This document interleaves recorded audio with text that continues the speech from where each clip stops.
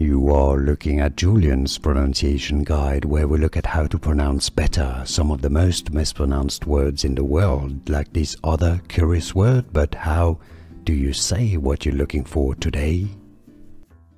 Let's learn how to pronounce this word and also this acronym correctly in English. Both British and American English pronunciations are similar, so it's easy once you know.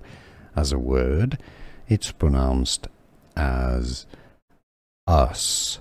It's a schwa sound, so it's an sound. It's not an oo sound. It's not a u sound. It's not use.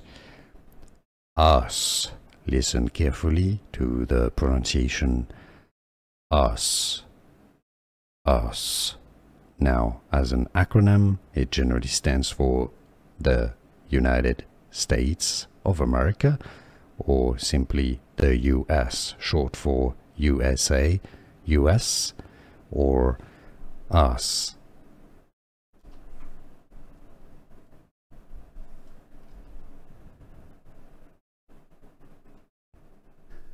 Here are more videos on how to pronounce more confusing words and names too many mispronounced. Like this video if you found it useful. I appreciate your support. I'll see you soon and thanks for watching.